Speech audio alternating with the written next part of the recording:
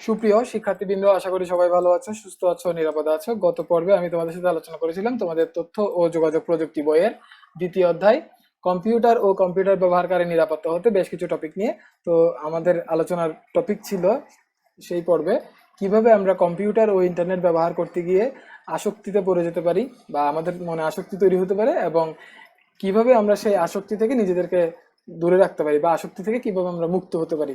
তো আজকের পর্বে আমি তোমাদের সাথে আলোচনা করব এর পরবর্তী টপিক নিয়ে, পরবর্তী কিছু টপিক নিয়ে। তো মূল আলোচনায় যাওয়ার আগে তোমাদেরকে আরেকটা কথা বলে রাখতে চাই, তোমরা যারা আমার এই চ্যানেলটি নতুন দেখছো, please hit the subscribe button এবং পাশে থাকা বেল আইকনটি প্রেস করতে একদমই ভুলবে না, যাতে নতুন কোনো ভিডিও আপলোড করার সাথে সাথে তোমাদের কাছে নোটিফিকেশন চলে যায়।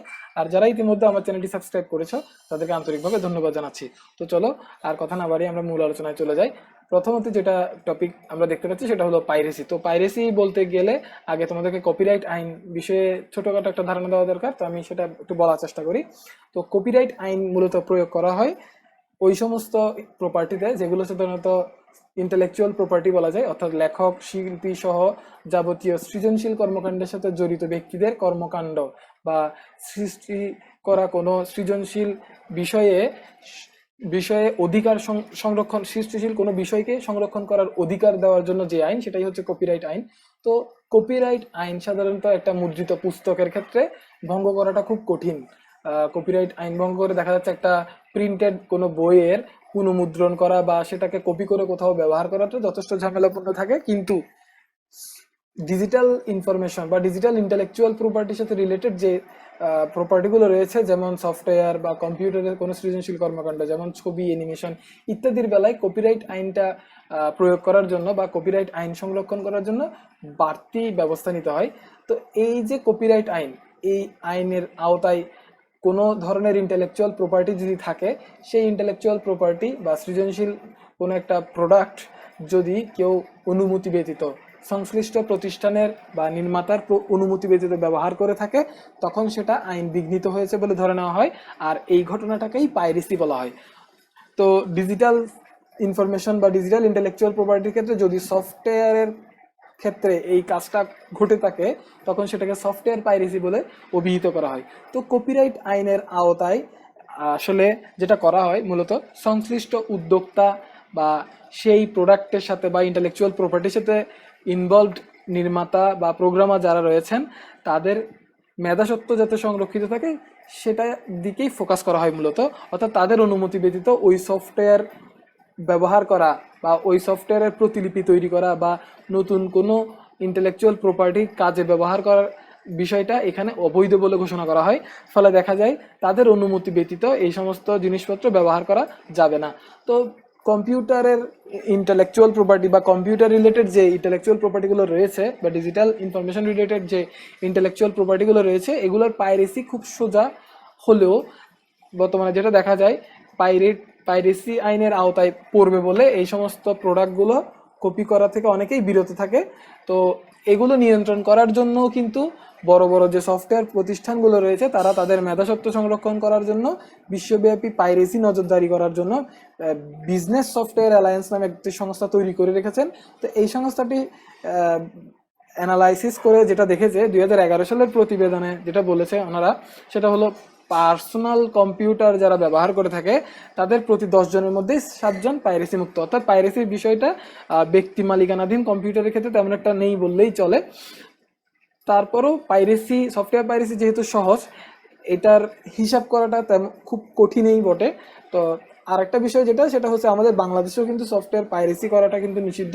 তারপরে অনেকে পাইরেসি করে থাকে, যেটা আসলেই করা উচিত নয়। তো এই কপিরাইট আইনটা কেন প্রয়োজন বা কেন প্রয়োগ করা হয়?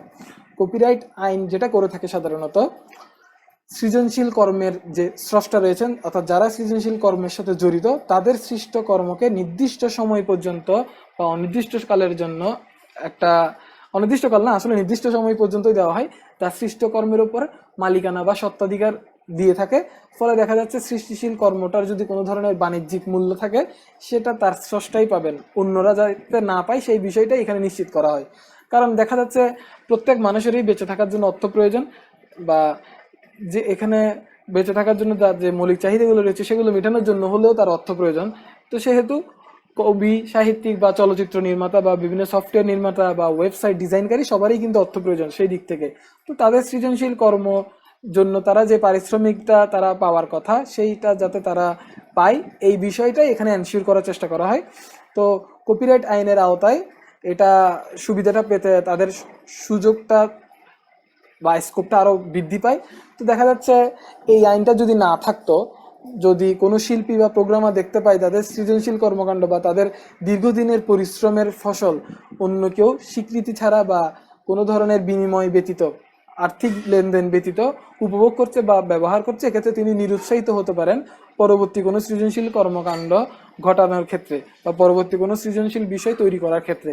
তো কপিরাইট আইন যেটা করে থাকে, তাদের কার্যক্রমের মাধ্যমে সৃজনশীল কর্মীদের এই কাজ থেকে নিরুৎসাহিত হওয়া থেকে রক্ষা করে, অর্থাৎ তারা যাতে নিরুৎসাহিত না হয় সেই বিষয়টা তারা নজর রাখে। তো এর পরবর্তীতে আরেকটা বিষয় যেটা, যে সর্বোপরি যেটা বলা যায়, কপিরাইট আইনের মাধ্যমেই পাইরেসির বিষয়টা প্রতিরোধ করার চেষ্টা করা হয়। আর পাইরেসির বিষয়টা প্রতিরোধ করতে পারলেই নিত্য নতুন সৃজনশীল কর্মকাণ্ড তৈরি হতে থাকবে, অর্থাৎ সৃজনশীল বিষয় আমাদের সামনে উপস্থাপিত হবে। এর পরবর্তীতে যেটা আসছে সেটা হলো তথ্য অধিকার নিরাপত্তা। তো তথ্য অধিকার বলতে যেটা বোঝানো হয়, তথ্যের অবাধ প্রবাহ এবং জনগণের তথ্য অধিকার নিশ্চিত করার বিষয়টাই তথ্য অধিকার নামে পরিচিত। তো এই জনগণের কাছে তথ্য তথ্য প্রদান করা বা জনগণের যে তথ্য পাওয়ার যে অধিকার সেটা নিশ্চিত করার বিষয়টা তথ্য অধিকার নামে পরিচিত। এখন এই তথ্য অধিকার নিশ্চিত করার জন্য বিশ্বের বিভিন্ন দেশে তথ্য অধিকার আইন প্রণীত হয়েছে এবং যেগুলো বাস্তবায়নের চেষ্টা করা হচ্ছে। এবং খুব সুখকর একটা সংবাদ হচ্ছে, আমাদের বাংলাদেশের সংবিধানেও কিন্তু তথ্য প্রাপ্তির যে অধিকার নাগরিকের, সেটাকে মৌলিক অধিকার হিসেবে স্বীকৃতি দেওয়া হয়েছে। এবং এর পরিপ্রেক্ষিতে 2009 সালে বাংলাদেশ তথ্য অধিকার আইন 2009 নামে একটি আইন চালু হয়েছে। এই আইনের আওতায় যেটা করা হয়েছে যে প্রত্যেক নাগরিকের তথ্য পাওয়ার অধিকারের বিষয়টা নিশ্চিত করা হয়েছে, যে এই আইনের আওতায় সংশ্লিষ্ট কর্তৃপক্ষের নিকট হতে প্রত্যেক নাগরিক তথ্য লাভের অধিকার নিশ্চিত করবে এবং কোনো নাগরিকের অনুরোধের প্রেক্ষিতে সংশ্লিষ্ট কর্তৃপক্ষ অবশ্যই তাকে তথ্য সরবরাহ করতে বাধ্য থাকবে। তো এই আইন প্রয়োগ করার ফলে যেটা হচ্ছে যে জনগণের তথ্য অধিকার নিশ্চিত হচ্ছে এবং পাশাপাশি বিভিন্ন সরকারি, বেসরকারি বা স্বায়ত্তশাসিত বা বিভিন্ন বিদেশি অর্থায়নে বা সরকারি অর্থায়নে পরিচালিত বিভিন্ন প্রতিষ্ঠানের স্বচ্ছতা ও জবাবদিহিতার পরিমাণটা বৃদ্ধি পাচ্ছে এবং এটার কারণে যেটা হয়, দুর্নীতির পরিমাণটা কমে যাবে এবং সুশাসন প্রতিষ্ঠা হবে। তবে এই ক্ষেত্রে আরেকটা বিষয় লক্ষ্য রাখতে হবে, তথ্য অধিকার সংরক্ষণ, তথ্য অধিকার নিশ্চিত করতে গিয়ে যাতে সংশ্লিষ্ট প্রতিষ্ঠানের তথ্য নিরাপত্তা বা তথ্যের গোপনীয়তার বিষয়টা যাতে লঙ্ঘিত না হয়।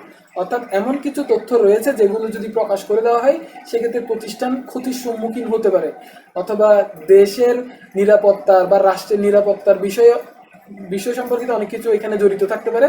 তো সেসব ক্ষেত্রে তথ্য প্রকাশের যে একটা বিষয়, সেটা থেকে আমাদেরকে বিরত থাকতে হবে। এবং এক্ষেত্রে যদি তথ্য প্রকাশ থেকে বিরত থাকে কেউ বা প্রতিষ্ঠান যদি বিরত থাকে, সেটাকে তথ্য অধিকার লঙ্ঘিত হচ্ছে বলে ধরে নেওয়া যাবে না। যেমন এরকম অনেক বিষয় আছে, যে উদাহরণস্বরূপ যদি বলতে চাই, অনেক সময় দেখা যাচ্ছে পরীক্ষার প্রশ্নপত্রের নিরাপত্তা জনিত একটা বিষয় থাকতে পারে যেটা তথ্য অধিকার আইন সংরক্ষণ করে। অর্থাৎ পরীক্ষার শুরুর পূর্বেই যদি পরীক্ষার প্রশ্নপত্র সম্পর্কিত যাবতীয় তথ্য যদি প্রকাশ করে দেওয়া হয়, তাহলে সেক্ষেত্রে সম্পূর্ণ পরীক্ষাটা প্রশ্নবিদ্ধ হতে পারে, যেটা কখনোই আমাদের কাম্য নয়। তো এই কারণে পরীক্ষার প্রশ্নপত্রের নিরাপত্তা অবশ্যই আমাদেরকে নিশ্চিত করতে হবে। এছাড়া এরকমও হতে পারে যে অনেক প্রতিষ্ঠানের কিছু কৌশলগত বা কারিগরি বা বৈজ্ঞানিক তথ্য থাকতে পারে, যেগুলো যদি কোনো কারণে প্রকাশিত হয়ে যায় তাহলে সেই প্রতিষ্ঠানটি আর্থিকভাবে বা বাণিজ্যিকভাবে ক্ষতিগ্রস্ত হতে পারে। তো এই সকল ক্ষেত্রে তথ্য গোপন করে রাখাটা তথ্য অধিকার আইনের লঙ্ঘন নয়। তো এক্ষেত্রে এরকম অনেকগুলো গুরুত্বপূর্ণ বিষয় রয়েছে যেগুলা এই আইনের আওতামুক্ত। তো এই ধরনের 20টি বিষয় তোমাদের বই উল্লেখ করা হয়েছে, যেগুলো তোমরা পড়ে নিতে পারো। জাস্ট এখান থেকে একটা বিষয় আমি বলে দিচ্ছি, সেটা হচ্ছে ইন্টেলেকচুয়াল প্রপার্টির ক্ষেত্রে কিন্তু এই বিষয়টা প্রযোজ্য না। অর্থাৎ ইন্টেলেকচুয়াল প্রপার্টির সম্পর্কিত বিভিন্ন তথ্য রয়েছে যেগুলো যদি প্রকাশ করে দেওয়া হয়, তাহলে সেই ইন্টেলেকচুয়াল প্রপার্টি বা বুদ্ধিভিত্তিক যে সম্পদ, সেটা সৃষ্টি ক্ষেত্রে যারা জড়িত তাদের ক্ষতি হতে পারে, তো তাদেরকে ক্ষতিগ্রস্ত হওয়া থেকে বিরত রাখার জন্য তথ্য প্রকাশ থেকে বিরত থাকা আমাদের উচিত, এবং এটা তথ্য অধিকার আইনকে লঙ্ঘিত করছে বলে ধরে নেওয়া যাবে না। তো এরকম আরো অনেকগুলো নিয়ম কানুন এখানে বলে দেওয়া আছে তোমাদের বইয়ে, তোমরা এগুলো পড়ে নিতে পারো। সর্বোপরি এটাই বলতে চাই যে তথ্য অধিকার পাওয়ার যে বিষয়টা সেটা তথ্য অধিকার আইনের মাধ্যমে নিশ্চিত করা হয়, যার কারণে রাষ্ট্র, প্রতিষ্ঠান বা ব্যক্তির তথ্য অধিকার নিশ্চিত করা যায়। কিন্তু এক্ষেত্রে আরেকটা বিষয় আমাদেরকে মনে রাখতে হবে, যেটা আমি একটু আগে বলেছি, এমন কোনো তথ্য প্রকাশ করা যাবে না যেটা সেই তথ্য সংশ্লিষ্ট প্রতিষ্ঠানের বা রাষ্ট্রের নিরাপত্তার ক্ষেত্রে বা ব্যক্তি নিরাপত্তার ক্ষেত্রে হুমকির কারণ হতে পারে। তো আশা করি তোমরা বুঝতে পেরেছো। তো আজকের লেকচার এতটুকুতেই শেষ করব। পরবর্তী লেকচারে আমরা নতুন কোনো টপিক নিয়ে আলোচনা করব। সেই পর্যন্ত সবাই ভালো থাকবে, সুস্থ থাকবে। ধন্যবাদ সবাইকে।